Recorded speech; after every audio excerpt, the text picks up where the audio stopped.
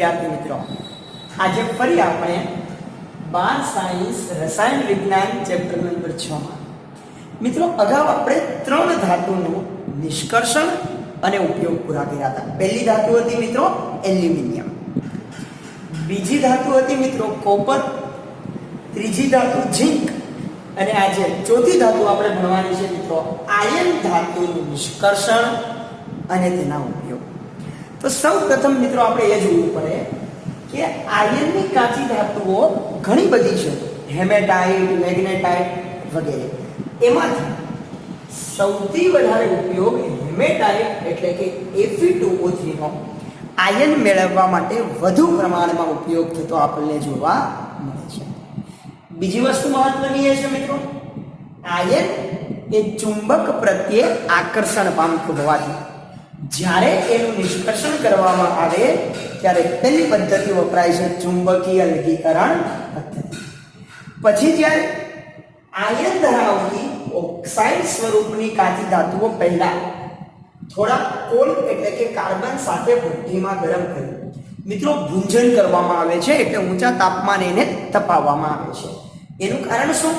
તો કે જો એની અંદર ભેજનું પ્રમાણ હોય તો પાણી સ્વરૂપે વરાળ સ્વરૂપે દૂર કરી શકાય, અને જો તેમાં મિત્રો ઘણા કાર્બોનેટ હોય એટલે CO3 વાળા તો મિત્રો એનું વિઘટન થાય અને કાર્બન ડાયોક્સાઇડ એટલે કે CO2 વાયુ એમાંથી દૂર થઈ જાય અને એમાંથી બાષ્પશીલ અશુદ્ધિઓ આવા પ્રકારની આપણે દૂર કરી શકીએ. એટલે મહત્વનો મુદ્દો હતો કે પહેલા હેમેટાઇટ લેવાનું, ચુંબકીય અલગીકરણથી છૂટું પાડવાનું અને પછી એને ઊંચા તાપમાને ભૂંજન કરવાનું ગરમ કરતા ભેજ અને કાર્બોનેટમાંથી ઓક્સાઇડ આપણે બનાવી શકીએ.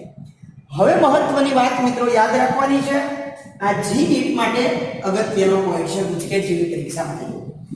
આ પ્રક્રિયા દરમિયાન ફેરસ ઓક્સાઇડ એટલે કે Fe મિત્રો ફેરિક ઓક્સાઇડમાં રૂપાંતર થઈ જાય છે. સમજો, ફેરસ ઓક્સાઇડનું FeO નું ફેરિક ઓક્સાઇડ એટલે કે Fe2O3 માં રૂપાંતર થતું હોવાથી તે સિલિકા એટલે કે રેતી સાથે સંયોજાય મિત્રો સ્લેગ બનાવી શકતા નથી. જો માત્ર ફેરસ ઓક્સાઇડ હોત ને તો મિત્રો એ સિલિકા સાથે જોડાઈને શું બનાવી નાખત? સ્લેગ. પણ અહીંયા બને છે શું કે ફેરસ ઓક્સાઇડ હતું એનું રૂપાંતર જો મિત્રો ફેરિક ઓક્સાઇડમાં થઈ જાય છે, એટલે ફેરિક ઓક્સાઇડ એટલે કે Fe2O3 અને ફેરસ ઓક્સાઇડ એટલે કે મિત્રો FeO. જો FeO તમારી પાસે હોત તો મિત્રો એ રેતી સાથે જોડાઈને સ્લેગ બનાવે, પણ ફેરસમાંથી શું બની જાય છે? ફેરિક. અને ફેરિક મિત્રો એની સાથે જોડાઈને સ્લેગ બનાવી શકતા નથી. એટલે યાદ રાખવાનું છે કે આયર્ન હેમેટાઇટના મિત્રો નિષ્કર્ષણ દરમિયાન સ્લેગ શું કામ નથી બનતો? આવો પ્રશ્ન આવે તો શું લખવાનું છે? ફેરસ ઓક્સાઇડનું કેમાં રૂપાંતર થઈ જતું હતું? ફેરિક ઓક્સાઇડમાં રૂપાંતર થતું હોવાથી.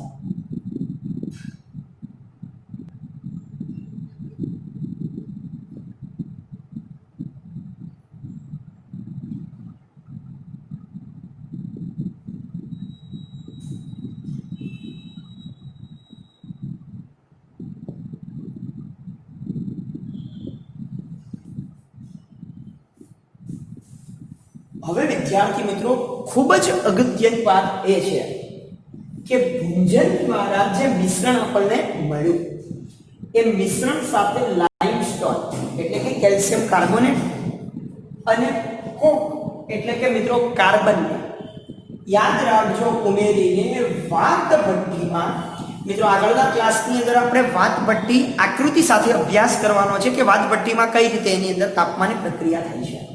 તો વાત ભઠ્ઠીમાં ઊંચા તાપમાને ગરમ કરવામાં આવે છે. તો આપણે એ સમજ મેળવવાની છે કે વાત ભઠ્ઠીમાં એવી તો શું પ્રક્રિયા છે કે જેથી મને આયર્ન એમાંથી છૂટું પાડી શકાય. તો જુઓ, શરૂઆતમાં આપણે લીધું હતું FeO ઘન અવસ્થામાં છે આયર્નના ઓક્સાઇડ. કાર્બન સાથે મિત્રો જ્યારે ગરમ કરશો ત્યારે Fe મિત્રો અંદર તાપમાન ખૂબ ઊંચું હશે એટલે સોલિડ અથવા તો લિક્વિડ અવસ્થામાં, અને કાર્બન મોનોક્સાઇડ એ વાયુ સ્વરૂપે એમાંથી દૂર થઈ ગયો અને અહીંયા આપણને આયર્ન મળે છે. પણ જો આ પ્રક્રિયા જેવી લખી છે એવી સરળ નથી, કારણ કે મિત્રો આ પ્રક્રિયા દરમિયાન તાપમાન ખૂબ જ ઊંચું રાખવું પડે છે. તો જોઈએ આપણે આ સીધું જ રિડક્શન કરતા મિત્રો શરૂઆતમાં લીધું હતું શું? FeO. એમાંથી ઓક્સિજન કાર્બન સાથે જોડાય અને મિત્રો કાર્બન મોનોક્સાઇડ વાયુ તરીકે એમાંથી શું થઈ જાય છે? એટલે વાતભટ્ટીમાં આપણે એક બાજુથી કાર્બનને ઉમેર્યા પછી કાર્બન મોનોક્સાઇડ અથવા તો કાર્બન ડાયોક્સાઇડ વાયુ નીકળી શકે એવી પરિસ્થિતિ મિત્રો આપણે એની અંદર ગોઠવવી પડે છે.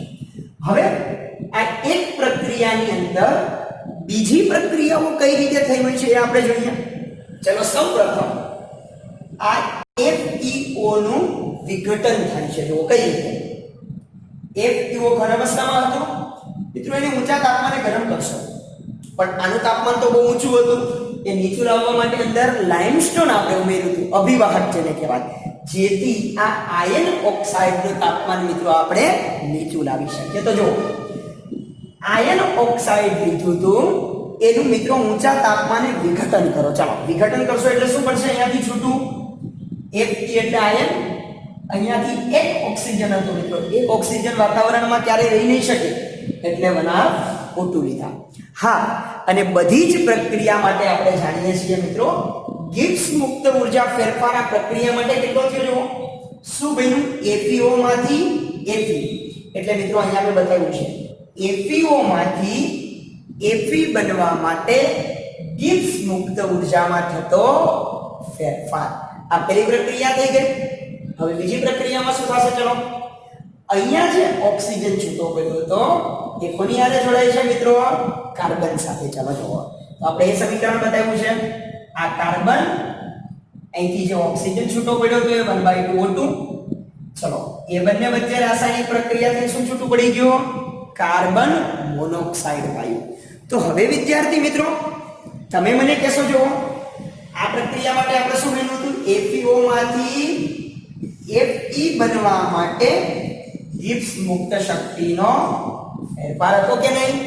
તો ચલો અહીંયા શું મિત્રો? કાર્બનમાંથી કાર્બન મોનોક્સાઇડ બની ગયું. તો આને શું કહેવાય? ચલો કાર્બનમાંથી કાર્બન મોનોક્સાઇડ બનવા માટે ગિબ્સ મુક્ત શક્તિ ફેરફાર. ચલો મેં બતાવ્યું છે, જો મિત્રો કાર્બનમાંથી કાર્બન મોનોક્સાઇડ બનવા માટે ગિબ્સ મુક્ત ઉર્જામાં થતો ફેરફાર. હવે આપણા માટે મહત્વની વાત શું છે? જુઓ આ બંને પ્રક્રિયાનો જો મિત્રો હું સરવાળો કરું ને તો ઉપરની પ્રક્રિયા થશે. ચલો જોઈએ આપણે FeO Fe 1/2O2 carbon 1/2O2 માંથી કાર્બન મોનોક્સાઇડ. ચલો જુઓ આ બાજુથી કાર્બન 1/2O2 આ 1/2O2 મિત્રો કેન્સલ થઈ ગયા. હવે જે બાકી બેનો સરવાળો કરો તો FeO પ્રક્રિયક બાજુ કાર્બન, ચલો નિપજ બાજુ Fe અને કાર્બન મોનોક્સાઇડ આવી ગયો.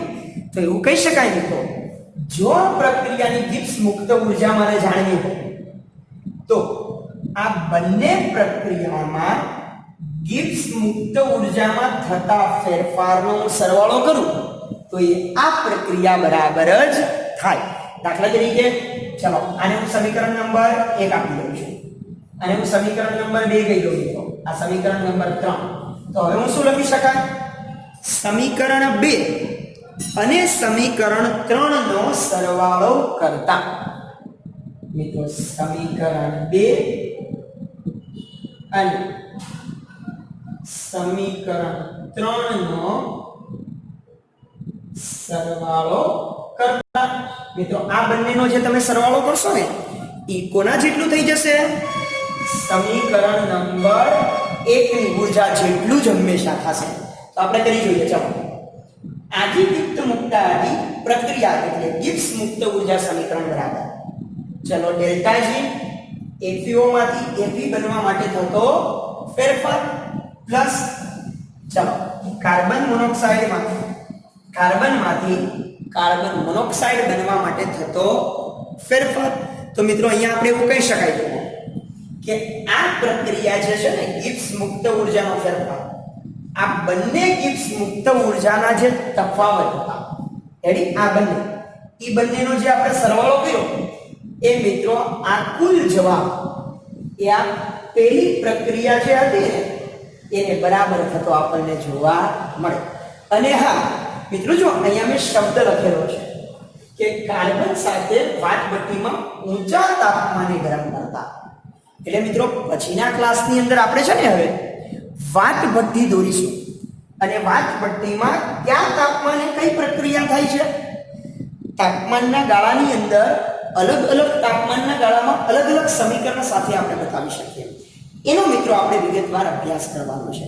પણ અત્યારે જે માહિતી હતી એ શું હતી કે ભાઈ મુખ્ય આયન ઓક્સાઇડ જે મળ્યું હતું એનું આપણે કાર્બનની હાજરીમાં રિડક્શન કર્યું.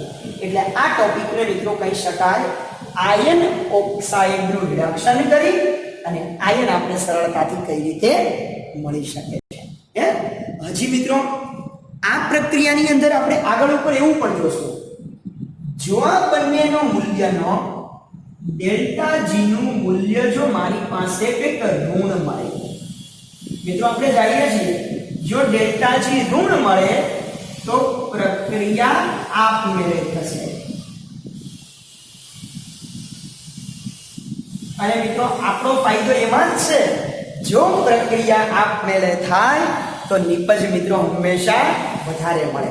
એટલે આપણે શું કરવાનું છે મિત્રો, અલગ અલગ ડેલ્ટા જી ના જે મૂલ્ય હતા એ એવી રીતે ગોઠવણ કરવાની કે આખી પ્રક્રિયાના ડેલ્ટા જી નું મૂલ્ય પ્રક્રિયાને અંતે આપણને કેવું મળે, ઋણ મળે. જો ઋણ મળશે તો પ્રક્રિયા મિત્રો આપમેળે થશે અને આપમેળે પ્રક્રિયા થાય તો નિપજ પણ વધુ મળશે અને પ્રક્રિયાનો ખર્ચ પણ મિત્રો કેવો થશે, ઓછો થતો આપણને જોવા મળશે. તો આ બધાના ડેલ્ટા જી ના મૂલ્ય જે આવે એ મિત્રો તાપમાનનો ફેરફાર કરીને એવી રીતે આપણે ગોઠવવાના. અને તમે જાણો છો ગિબ્સ મુક્ત ઊર્જા સમીકરણ ડેલ્ટા જી બરાબર delta H T into delta H. જો ડેલ્ટા જી એટલે ગિબ્સ મુક્ત ઊર્જા, ડેલ્ટા એચ એટલે એન્થાલ્પી ફેરફાર, ડેલ્ટા એચ એટલે એન્ટ્રોપી ફેરફાર. તો આપણે ફેરફાર કેવા કરવાનો મિત્રો, ટી એટલે તાપમાન. આ તાપમાનમાં આપણે એવી રીતે ફેરફાર કરશું કે ડેલ્ટા જી કેવું આવે, ઋણ બને. એટલે બંને પ્રક્રિયાના ડેલ્ટા જી નો સરવાળો એવી રીતે ગોઠવવો છે કે પ્રક્રિયાને અંતે મિત્રો ડેલ્ટા જી મને ઋણ મળે તો પ્રક્રિયા એની અંદર સરળતાથી મિત્રો આપણને થતી જોવા મળે. અને એ પ્રક્રિયા એટલી સરળ બનાવવા માટે આખી પ્રક્રિયાનો આધાર કોના ઉપર રહેલો છે, ગિબ્સ મુક્ત ઊર્જા. અને ગિબ્સ મુક્ત ઊર્જા કેટલી મળે એનો આધાર મિત્રો કોના ઉપર રહેલો છે, તો કે તાપમાન પર. જો એટલે જ મિત્રો આ આખી પ્રક્રિયામાં મહત્વનો શબ્દ કોણ બનશે, તાપમાન. એટલે જ આપણે જે વાટભટ્ટીની વાત કરી છે એ વાટભટ્ટીમાં અલગ અલગ તાપમાનના ગાળા હશે. દાખલા તરીકે 500 થી 800 તાપમાન હોય, 900 થી 1200 હશે, 1700 2200. આ બધા તાપમાને શું પ્રક્રિયા થતી હોય એ જો આપણે જાણી લઈએ તો મિત્રો આપણને કુલ ડેલ્ટા જી કેટલો આવે ખબર પડી જાય. અને જો આ પ્રક્રિયાઓ ઉપરથી કુલ ડેલ્ટા જી કેવું આવે ખબર પડી જશે તો પ્રક્રિયામાં નિપજ કઈ રીતે સારી રીતે બનાવી શકાય એનો પણ ઉલ્લેખ આપણે એના ઉપરથી વિદ્યાર્થી મિત્રો કરી શકીએ. તો આવી રીતે સૌપ્રથમ આપણે હેમેટાઇટ લેતા હતા. હેમેટાઇટ ઉપર Fe2O3 માંથી ચુંબકીય અલગીકરણ પદ્ધતિ લાગુ પાડી હતી. ચુંબકીય અલગીકરણમાં જો ભેજ હોય કે કાર્બોનેટ સ્વરૂપમાં હોય તો મિત્રો એને દૂર કરવા માટે શું કર્યું હતું, સૌપ્રથમ ગુંજન એટલે કે ગરમ કર્યું હતું.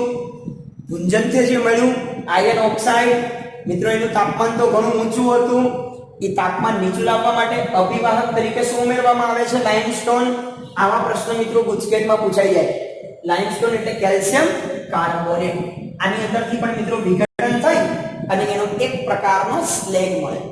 આનું વિઘટન થશે એટલે એમાંથી પણ મિત્રો કેલ્શિયમ ઓક્સાઇડ અને CO2 વાયુ દૂર થઈ જાય.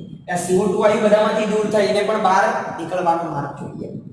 કેલ્શિયમ ઓક્સાઇડ ફરી રેતીયારે પ્રક્રિયા કરી અને મિત્રો એમાંથી કેલ્શિયમનો સ્લેગ બનાવશે. એ પણ વજનમાં હલકો હોય એટલે સરળતાથી એમાંથી છૂટો પડી જશે.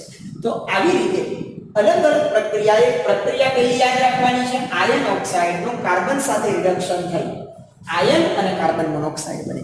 પણ આ પ્રક્રિયા માટે ગિબ્સ મુક્ત ઉર્જા ફેરફાર કેટલો એ સમજવા માટે એક પ્રક્રિયાના મેં કેટલા ભાગ પાડી નાખ્યા?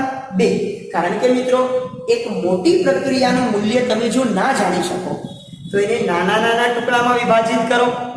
દરેક પ્રક્રિયાની મૂલ્ય જો તમે જાણી લો તે બધી જ પ્રક્રિયાનો પાછો સરવાળો કરો એ તમારા કુલ મૂલ્ય જેટલો જ થતો હોય. તો આ પ્રક્રિયા ઉપરથી આપણે સરળતાથી મિત્રો અલગ અલગ ઓક્સાઇડના મૂલ્ય ઉપરથી કઈ રીતે આયનનું મૂલ્ય જાણી શકીએ એનો આપણે મિત્રો તફાવત અહીંયા સમજ્યા. આગળના ક્લાસની અંદર મિત્રો આપણે વાટભઠ્ઠી દોરવાની છે અને વાટભઠ્ઠીમાં અલગ અલગ તાપમાને થતા સમીકરણ અને આપણે એના ઉપયોગ સમજશું.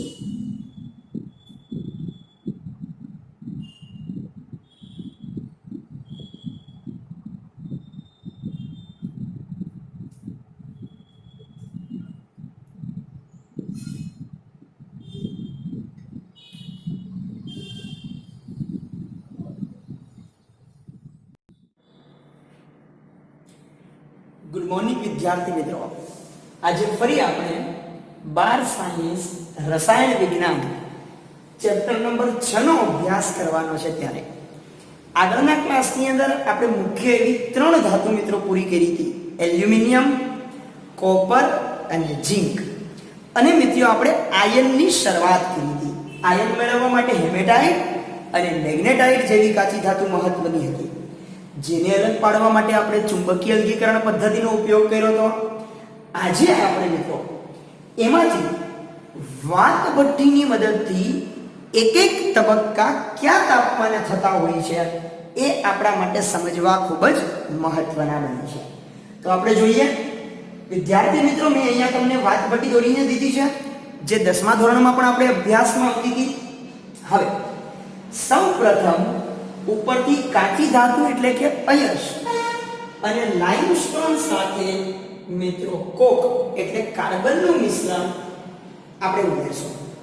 હવે વાટભઠ્ઠીનું મહત્વ એટલા માટે છે કે અલગ અલગ તાપમાને અલગ અલગ મૂલ્ય આપણે એની અંદર બતાવતા હોઈએ છીએ. તો સૌપ્રથમ નીચેથી મિત્રો ગરમ કરતા ઉપરથી આવશો ત્યારે 1070 કેલ્વિન તાપમાન, 1270 કેલ્વિન તાપમાન, 1570 કેલ્વિન તાપમાન અને 2170 કેલ્વિન તાપમાન એવા અલગ અલગ વિભાગની અંદર ભાગ પાડવામાં આવે છે. હવે આપણે શું જોવાનું છે?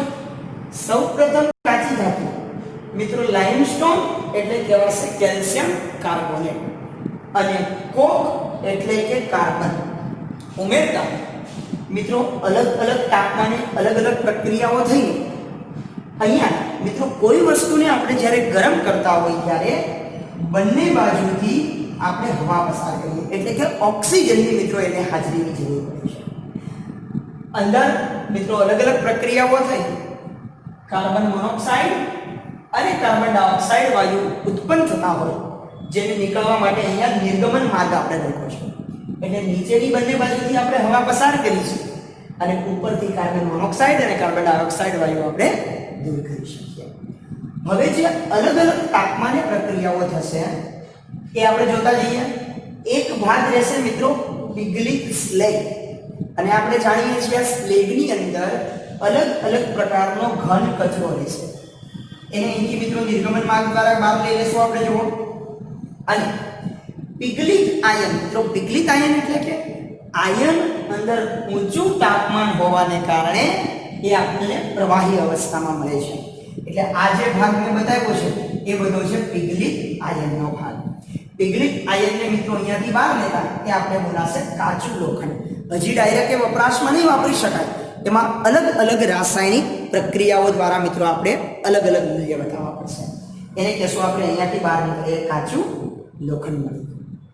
હવે અલગ અલગ તાપમાને મિત્રો જે પ્રક્રિયાઓ થઈ હતી એના સમીકરણનો અભ્યાસ કરીએ. ચલો, સૌપ્રથમ લાઇમસ્ટોન એટલે કે મિત્રો કેલ્શિયમ કાર્બોનેટનું ઊંચા તાપમાને વિઘટન થશે. જો 500 થી 800 કેલ્વિન તાપમાને આ લાઇમસ્ટોન જે આપણે અંદર ઉમેર્યું હતું એનું વિઘટન થશે. જો ત્યારે આપણે એવું બતાવી શકીએ કે કેલ્શિયમ કાર્બોનેટનું વિઘટન કરતા કેલ્શિયમ ઓક્સાઇડ અને CO2 વાયુ દૂર થઈ ગયો.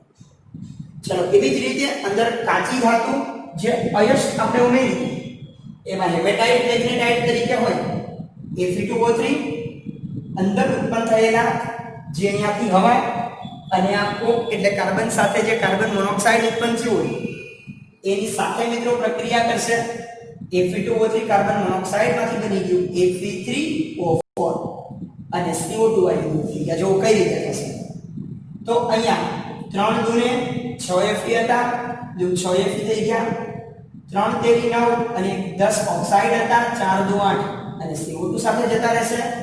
અહીંયાથી ઓક્સિજન મિત્રો આ CO2 ને આપી અને આપણે શું કરી દેવાનું છે, દૂર કરી દઈશું. એવી જ રીતે આ Fe3O4 છે એ વધારાના કાર્બન મોનોક્સાઇડ સાથે પ્રક્રિયા કરે તો મિત્રો 3 Fe ઓક્સાઇડ સાથે આયન ઓક્સાઇડ બની ગયા અને ફરી ઓક્સિજન કાર્બન મોનોક્સાઇડ સાથે જોડ થઈને કાર્બન ડાયોક્સાઇડ બનતા આપણને જોવા મળે છે. તો આ પ્રક્રિયા થઈ જશે 500 થી 800 ના ગાળામાં. એટલે કે જ્યારે ઉપરથી આપણે ઉમેરીએ તરત આ વિભાગની અંદર આ પ્રક્રિયાઓ થતી આપણને જોવા મળે છે કે જ્યાં લાઇમસ્ટોનનું વિઘટન થાય અને હેમેટાઇટ અને મેગ્નેટાઇટમાંથી અલગ અલગ પ્રકારના ઓક્સાઇડ બનશે. ચલો હવે જેમ જેમ નીચે આવતા જશે એમ તાપમાનમાં વધારો થતો જશે અને મિત્રો એ તાપમાનમાં જે વધારો થશે એટલે અહીંયા આપણે બતાવ્યું છે 900 થી લઈને 1500 નો ભાવ. એટલે જેમ નીચે આવતા જશે એમ તાપમાન વધતું જાય છે. જુઓ ચાલો જે ઓક્સાઇડ મિત્રો મેળવતા આયન ઓક્સાઇડ કાર્બન મોનોક્સાઇડ સાથે પ્રક્રિયા કરી આયન અને મિત્રો કાર્બન ડાયોક્સાઇડ વાયુ દૂર થઈ ગયો. હવે તો ચલો આપણે એમ થાય કે કાર્બન મોનોક્સાઇડ મળે ક્યાંથી, તો મિત્રો આપણે બીજું એની અંદર કોક ઉમેર્યું. કોક એટલે કે કાર્બન. અહીંયા બંને બાજુથી હવા પસાર કરી હતી, હવાની અંદર આપણે O2 ની જરૂર પડશે. આ કાર્બન અને આ ઓક્સિજનની મદદથી મિત્રો એને કહેવાય કાર્બનનું બળવું. કાર્બન અને કાર્બન ડાયોક્સાઇડ પ્રક્રિયા કરી કાર્બન મોનોક્સાઇડ બનતા જશે. હવે એવી જ રીતે કાર્બન અને O2 પ્રક્રિયા કરી કાર્બન ડાયોક્સાઇડ જેને કોક એટલે કાર્બનનું બળવું પણ કહી શકાય. મિત્રો આ પણ આપણા માટે મહત્વનું છે. આપણને થશે કે આપણે જે લાઇમસ્ટોન ઉમેર્યું હતું એમાંથી શું બન્યું હતું, કેલ્શિયમ ઓક્સાઇડ બન્યું હતું. એ કેલ્શિયમ ઓક્સાઇડ ક્યાં થયું, તો અતિ મહત્વનું સમીકરણ છે કે જે આપણે કાચી ધાતુ લીધી હતી જો એની અંદર ક્યાંય માટી એટલે કે રેતીનું પ્રમાણ હોય એ મિત્રો આ કેલ્શિયમ ઓક્સાઇડ સાથે જોડાઈ જશે SiO2 અને CaSiO3 એટલે કે કેલ્શિયમનો સ્લેગ બનતો આપણને જોવા મળે છે. જ્યાં પીગળી સ્લેગની અંદર આવી જશે કેમ કે સ્લેગ મિત્રો વજનમાં થોડો હળવો હોય લોખંડની કમ્પેરમાં. એટલે ઉપરના ભાગમાંથી રોલર ફેરવી અને વચ્ચેના ભાગમાંથી આ સ્લેગને આપણે કચરાને શું કરી લેવાનું, બહાર લઈ લેવાના.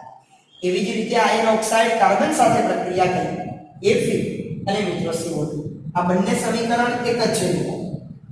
એટલે બંને વખત અલગ અલગ તાપમાને આપે એ સમીકરણ એની અંદર વાપરતા હતા. એટલે એવું કહેવાય જો આયન ઓક્સાઇડમાં કાર્બન વાપરશો તો કાર્બન મોનોક્સાઇડ દૂર થશે. એટલે અહીંયા બતાવ્યું છે આયન ઓક્સાઇડમાંથી કાર્બન મોનોક્સાઇડ, અને જો આયન ઓક્સાઇડ સાથે કાર્બન મોનોક્સાઇડ વાપરશો તો મિત્રો દૂર થશે કાર્બન ડાયોક્સાઇડ. એટલે અહીંયા બંને વાયુ બતાવ્યા છે કે કાર્બન મોનોક્સાઇડ અને કાર્બન ડાયોક્સાઇડ બંને અલગ અલગ તાપમાને આપણને પીગળી આયન મળશે અને કાર્બન મોનોક્સાઇડ કાર્બન ડાયોક્સાઇડ આપણે દૂર કરી શકીએ. તો વિદ્યાર્થી મિત્રો અહીંયા જે મેં સમીકરણ લખ્યા છે એ અલગ અલગ પરીક્ષાઓ, જીની પરીક્ષા હોય, નીટની પરીક્ષા હોય કે મિત્રો આપણી ગુજકેટની પરીક્ષા હોય એની અંદર અલગ અલગ તાપમાનના ગાળાના પ્રશ્ન પૂછાય છે. એવી જ રીતે વાટભટ્ટીમાં કયા તાપમાને કઈ પ્રક્રિયા થાય છે એવા અલગ અલગ આપણને પ્રશ્ન પૂછવામાં આવે. તો એના માટે આ વાટભટ્ટીનું મહત્વ આપણા માટે ખૂબ જ રહેલું છે. અને આ ભટ્ટી આપણે 10મા ધોરણમાં પણ તમે અભ્યાસ કર્યો હતો એ જ. તો આ જ મિત્રો વાટભટ્ટીના અલગ અલગ તાપમાનમાં થતી પ્રક્રિયાઓ સમીકરણ સાથે ત્યાં સુધી આપણે યાદ રાખવાની પ્રયત્ન કરવાનો છે.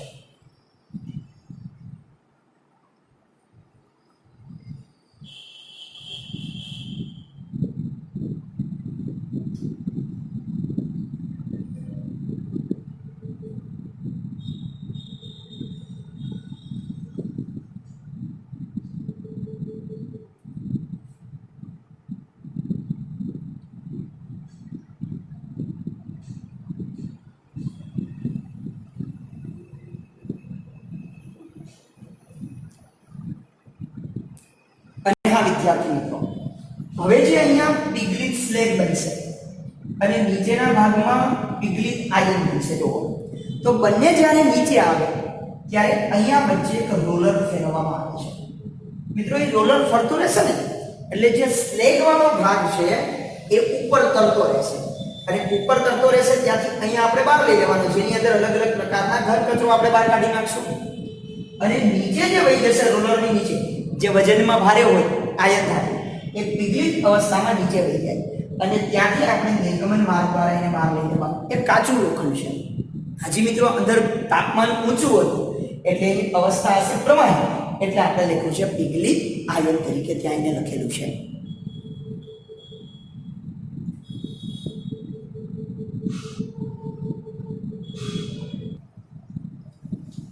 મિત્રો આ પ્રક્રિયાની અંદર જે લાઇમસ્ટોન એટલે કે કેલ્શિયમ કાર્બોનેટ આપણે ઉમેર્યું એને આપણે અભિવાહક તરીકે ઓળખીએ છીએ. જે કેલ્શિયમ કાર્બોનેટ એટલે અભિવાહક ફ્લક્સ, એનું કામ શું હતું તો કે જે આયન છે એ તો બહુ ઊંચા તાપમાને પીગળે છે, તો એનું જે તાપમાન છે એ નીચું લાવવા માટે એમાં લાઇમસ્ટોન એ સારામાં સારા અભિવાહક એટલે ફ્લક્સ તરીકે કામ કરે છે. એનું વિઘટન મિત્રો ઝડપથી થશે, એનું વિઘટન સરળતાથી થયું એટલે હેમેટાઇટ અને મેગ્નેટાઇટની જે કાચી ધાતુ હતી એનું વિઘટન એ સરળતાથી મિત્રો કરવા મળે છે. એટલે લાઇમસ્ટોન અને કોકનું કામ મિત્રો જે આયન છે એનું તાપમાન નીચું લાવવા માટે એ અભિવાહક તરીકે સારામાં સારી રીતે એની અંદર કામ કરતા આપણને જોવા મળે છે. તો આવી રીતે અલગ અલગ તાપમાને થતી રાસાયણિક પ્રક્રિયાઓની અંદર અલગ અલગ મૂલ્ય માટે થઈને આપણે ખૂબ જ ઉપયોગી એવા તાપમાનના ગાળા પરથી બનતા અલગ અલગ સમીકરણોનો અભ્યાસ મિત્રો આપણે વાત ભક્તિ સાથે રાખીને જોતો જવાનો છે. ફરી આપણે એક વખત જોઈ લઈએ. જુઓ, જ્યારે શરૂઆત કરશો કાચી ધાતુ અને લાઇમસ્ટોન કોકને ઉપરથી ઉમેરશો, સૌ પ્રથમ પહેલા ભાગની અંદર અભિવાહક કેલ્શિયમ કાર્બોનેટનું વિઘટન થઈ જશે અને CO2 વાયુ દૂર થશે. અને હા મિત્રો, કોઈ પણ વસ્તુ જ્યારે ગરમ કરતા હોય ત્યારે ગરમ કરવા માટે સળગાવવા O2ની જરૂર પડશે. અહીંયા બંને બાજુથી ઓક્સિજન પસાર કરવાનું, હવા પસાર કરતી રહેવાની. અંદર જ્યારે કાર્બન મોનોક્સાઇડ, કાર્બન ડાયોક્સાઇડ વધુ ઉત્પન્ન થાય એ બહારની બાજુથી અંદરથી આપણને નીકળતા બહાર જોવા મળે છે. એવી જ રીતે આયન ઓક્સાઇડ, હેમેટાઇટ અને મેગ્નેટાઇટની કાર્બન મોનોક્સાઇડ સાથે પ્રક્રિયા થઈ Fe3O અને FeO જેવા અલગ અલગ ઓક્સાઇડ છૂટા પડી ગયા હતા. એનાથી થોડા ઊંચા તાપમાને જઈએ તો એ જ ઓક્સાઇડમાંથી આયન છૂટું પડશે. કાર્બન કઈ રીતે બળે છે મિત્રો? કેલ્શિયમ ઓક્સાઇડ મેળવ્યું હતું એના અંદર રેતી સાથેના, માટી સાથેના ભાગમાંથી સ્લેગ બન્યો હતો. સ્લેગ વજનમાં હળવો હોય એટલે ઉપરના ભાગમાંથી તરવીને બહાર લઈ લેવાનો. જ્યારે આયન એ મિત્રો વધારે ભારે હોય એટલે તરત આપણે આયન એ નીચેના ભાગમાં જતું રહેશે અને નીચેના ભાગમાં જે પીગ આયન અંદર મિત્રો તાપમાન ખૂબ ગરમ હશે એટલે એ આયનને પીગ આયનને અહીંયાથી આપણે શું કરી લેવાનું, હવે સાઈડમાં લઈ લેશું. તો આ રીતે મહત્વની એવી મિત્રો આયનની વાત ભટ્ટીમાં થતી પ્રક્રિયાઓ આપણે સમજાવી શક્યા.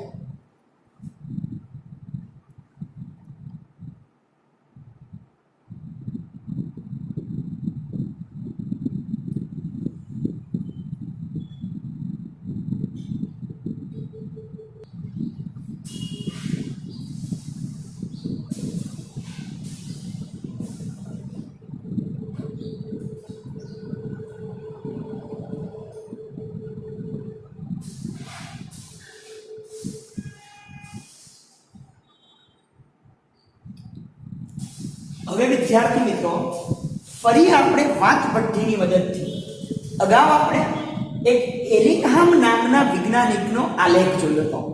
જે આલેખ હતો ડેલ્ટા G0 એટલે કે ગિબ્સ મુક્ત ઉર્જા અને તાપમાન વચ્ચેના સંબંધ પરથી.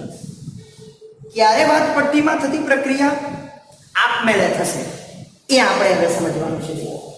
તો સૌ પ્રથમ જે આયન ઓક્સાઇડ હતા એમાંથી 2 મોલ Fe અને O2 બનવા માટે મિત્રો ગિબ્સ મુક્ત ઉર્જાનું મૂલ્ય હતું 341 કિલો જૂલ પર મોલ. પણ જોજો મિત્રો પ્લસ છે, પ્લસ હોય ત્યારે સમજવાનું પ્રક્રિયા ઉષ્મા શોષક થતી આપણને જોવા મળે છે. ફરી આયન ઓક્સાઇડને ઊંચા તાપમાને વિઘટન કરતા Fe અને O2 બનવા માટે ગિબ્સ મુક્ત ઉર્જાનું મૂલ્ય જરૂર પડશે +341 કિલોજૂલ પર મોલ. ચલો આ જ બીજી રીતે હવે આમાં જે O2 છે એ ક્યાં વપરાય છે? તો આપણે અગાઉ જોયું હતું ને મિત્રો, એની અંદર કાર્બન અને અહીંયાથી હવા સાથે પસાર કરતા કાર્બન મોનોક્સાઇડ અને કાર્બન ડાયોક્સાઇડ બનતા હોય. કાર્બન O2 અને 2 મોલ કાર્બન મોનોક્સાઇડ બનવા માટે મિત્રો આ પ્રક્રિયા ઉષ્મા ક્ષેપક છે. તો ડેલ્ટા G0 નું મૂલ્ય બની ગયું -447 કિલોજૂલ પર મોલ. હવે આપણે મહત્વની વાત એ છે, ચલો બંને પ્રક્રિયાનો સરવાળો કરતા. ચલો 2 મોલ FeO 2 મોલ કાર્બન. મિત્રો અહીંયાથી બંને બાજુથી પ્રક્રિયક બાજુ O2 અને નિપજ બાજુ O2 આ બંને સામસામે કેન્સલ થઈ ગયા. ચલો 2 મોલ Fe અને 2 મોલ કાર્બન મોનોક્સાઇડ. બંને પ્રક્રિયાનો મિત્રો સરવાળો કર્યો.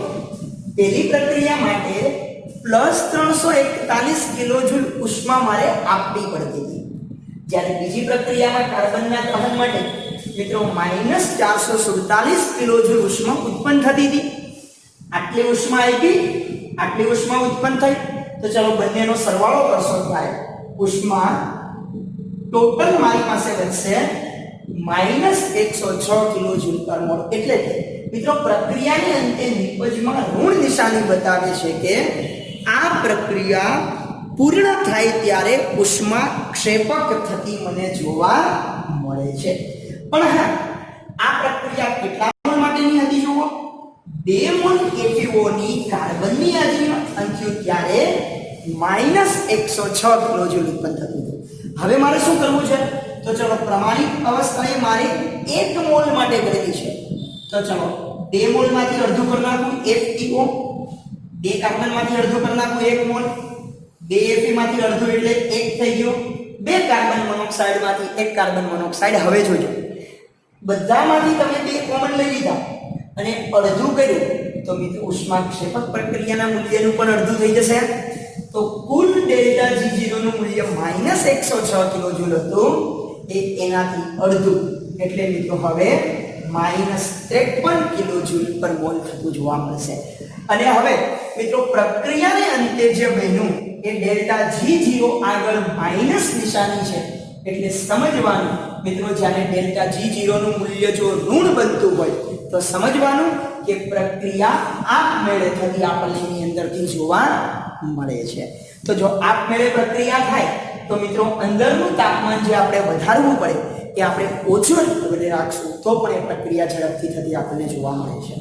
અને આપમેળે જો પ્રક્રિયા થતી હોય તો મિત્રો આપણે પિગલિત સ્લેગ અલગ નીકળી જશે અને પિગ આયન પણ સરળતાથી આપણને એમાંથી, કારણ કે જ્યારે ડેલ્ટા G ઋણ મળતું હોય ત્યારે પ્રક્રિયા આપમેળે થાય, અને જો પ્રક્રિયા આપમેળે થાય તો નિપજનું પ્રમાણ પણ આપણે જાણીએ છીએ એ પ્રમાણે વધુ પડતું આપણને સરળતાથી જોવા મળે છે. તો આ પણ સમીકરણ મિત્રો યાદ રાખવાના છે કે 2 મોલ FeO હોય તો -106 કિલોજૂલ પર મોલ ઉષ્મા ઉત્પન્ન થતી હતી, જ્યારે જો પ્રક્રિયાને અંતે 1 મોલની આપણે વાત કરતા હોય તો -53 કિલોજૂલ પર મોલ ઉષ્મા ઉત્પન્ન થશે. જેના માટે કયા વૈજ્ઞાનિકના પ્રયોગ મહત્વના હતા? એલિંગહામ નામના વૈજ્ઞાનિકે આપેલા આલેખ આપણા માટે મિત્રો કયા તાપમાને પ્રક્રિયા થશે કે કયું તાપમાન એનું લાવો ત્યારે ડેલ્ટા G આપણને ઋણ મળે એ સમજવા માટે મિત્રો એલિંગહામ નામના આકૃતિ એટલે કે આલેખ આપણા માટે ખૂબ જ મહત્વના સાબિત થતા જોવા મળે છે.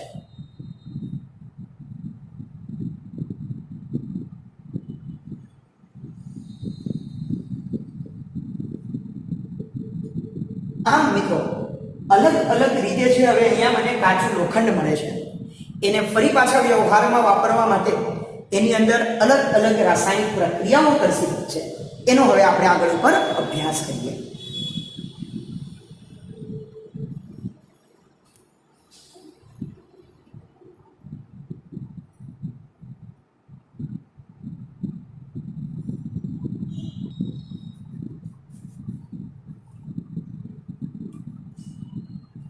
હવે આપણે એ સમજીએ કે જે અહીંયા મિત્રો પીગલી સ્લેગ અને પીગ આયન મેળવીએ છીએ મિત્રો. વાતપટ્ટીમાંથી મળેલું આ આયન છેલ્લે જે મળે છે લગભગ 4% કાર્બન ધરાવે છે. કારણ કે જો મિત્રો અહીંયા આપણે કોક એટલે કાર્બન ઉમેર્યું હતું, એની સાથે કાર્બન મોનોક્સાઇડ, કાર્બન ડાયોક્સાઇડ વાયુ જ્યારે દૂર થતા હોય તો થોડું એવું કાર્બન એમાં રહી જાય અને જે લગભગ આપણને છેલ્લે 4% જેટલું અને અલ્પ પ્રમાણમાં ઘણી બીજી અશુદ્ધિઓ જેવી કે મિત્રો સલ્ફર, ફોસ્ફરસ, સિલિકોન, મેંગેનીઝ જેવી જે કાચી ધાતુમાં રહેલી અશુદ્ધિઓ હતી એ પણ થોડા ઘણા અંશે આપણે એની અંદર જોવા મળે છે.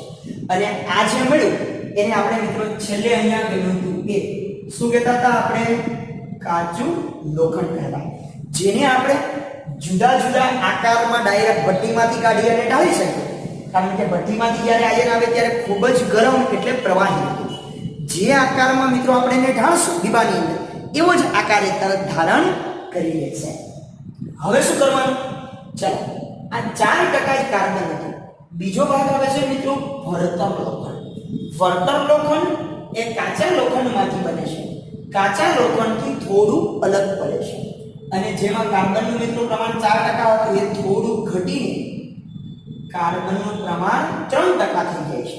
પણ હા મિત્રો, આ જે લોખંડ બને છે ભરતર લોખંડ એ યાદ રાખજો સખત અને બરડ છે, એટલે કે મજબૂતાઈ પણ એની થોડી વધારે થતી આપણને જોવા મળે છે.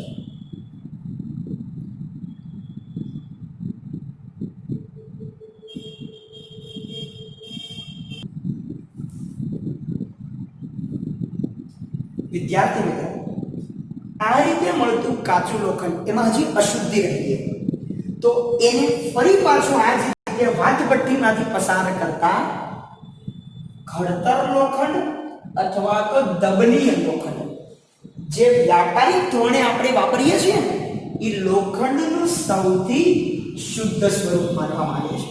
તો આપણને એમ થાય કે કઈ રીતે મળશે?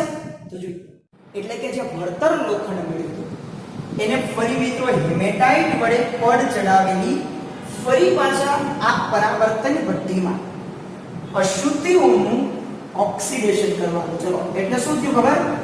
કે પહેલી વાર જે પદ્ધતિ પસાર કરી હતી એ જ પદ્ધતિ વાતપટ્ટી વાળી ફરી પાછી આપણે રૂપાંતરણ કર્યું અને અશુદ્ધિઓનું ફરી પાછું ઓક્સિડેશન કરી બનાવવામાં આવે છે.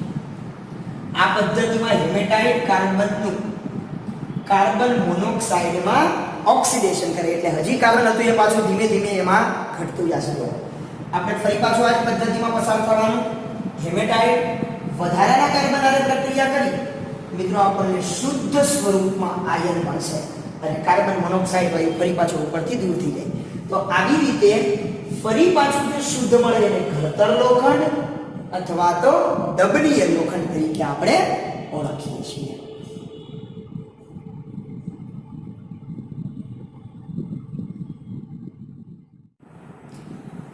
હવે વિદ્યાર્થી મિત્રો આપણે જોવાના છે આયનના ઉપયોગ. આપણે જાણીએ છીએ આખા વિશ્વની અંદર આયન એટલે કે લોખંડ એ ખૂબ જ મહત્વની એવી ધાતુ તરીકે ઉપયોગી છે. મિત્રો આપણે ઘર વપરાશની અંદર સ્ટવ, રેલવેના સ્લીપર એટલે રેલવેના પાટાઓ, ગટરની પાઇપલાઇન, રમકડા વગેરેની બનાવટ માટે અતિ શુદ્ધ સ્વરૂપ એવું ભણતર લોખંડ ખૂબ જ ઉપયોગી થતું આપણને જોવા મળે છે. એવી જ રીતે મિત્રો ઘડતર લોખંડનો ઉપયોગ સ્ટીમરના લંગર, તાર, બોલ્ટ અને સાંકળ જેવી કૃષિય સાધનની બનાવટમાં મિત્રો આપણે ઘડતર લોખંડ ખૂબ જ અગત્યનું છે. એવી જ રીતે મિત્રો હવે લોખંડની અલગ અલગ મિશ્ર ધાતુ જેવી કે સ્ટીલ, એરોપ્લેનના ભાગ, લોલક ઘડિયાળના સ્પેર પાર્ટ, માપન માટેની પટ્ટીઓ, કેબલ વગેરે બનાવવા માટે મિત્રો નિકલ સાથેનું આયનની મિશ્ર ધાતુ નિકલ સ્ટીલનો ઉપયોગ થાય છે જેને કાટ લાગતો નથી. ક્રોમ એટલે કે ક્રોમિયમ ઉમેરા સ્ટીલનો ઉપયોગ મિત્રો વાડ કાપના સાધનો એટલે કે દવાખાનાની અંદર અને દળવા માટેના મશીનની અંદર જે ક્રશર કટર હોય એની અંદર. કારણ કે મિત્રો આ ધાતુને ક્રોમિયમ સ્ટીલને લગભગ ઘસારો પણ લાગતો નથી. અને સ્ટેનલેસ સ્ટીલનો ઉપયોગ કાપડમાં સાયકલ, ઓટોમોબાઈલના ઘણા સ્પેર પાર્ટ, વાસણો, પેન વગેરે બનાવવા માટે મિત્રો આયર્નના સ્ટેનલેસ સ્ટીલનો આપણે ઉપયોગ કરીએ છીએ. તો આવી રીતે આયર્નના ખૂબ જ મહત્વના, આના સિવાય પણ આપણે વ્યવહારની અંદર જ્યાં જોઈએ ત્યાં મિત્રો આયર્ન લોખંડના અલગ અલગ સ્ટીલનો મિશ્ર ધાતુનો આપણને ઉપયોગ થતો જોવા મળે છે. મિત્રો અહીંયા આજે આપણે મુખ્ય ચેપ્ટર નંબર 6 તત્વના અલગીકરણ માટેના સામાન્ય સિદ્ધાંત અને પદ્ધતિઓનો અહીંયા આપણે ચેપ્ટર પૂરું થશે. અને કે મુખ્ય 4 ધાતુનો આપણે અભ્યાસ કરવાનો હતો. પહેલી ધાતુ હતી મિત્રો એલ્યુમિનિયમ, બીજી ધાતુ આપણે ભણ્યા કોપર, ત્રીજી ધાતુ ઝિંક અને ચોથી ધાતુ થશે મિત્રો આયર્ન. એની કાચી ધાતુમાંથી કઈ રીતે ધાતુ છૂટી પાડી શકાય, એનું કઈ રીતે શુદ્ધિકરણ થશે અને એક એક ધાતુના આપણે ઉપયોગ જોયા. અહીંયા મિત્રો આપણું 12 સાયન્સ રસાયણ વિજ્ઞાન ચેપ્ટર નંબર 6 મિત્રો અહીંયા આપણું પૂર્ણ થશે.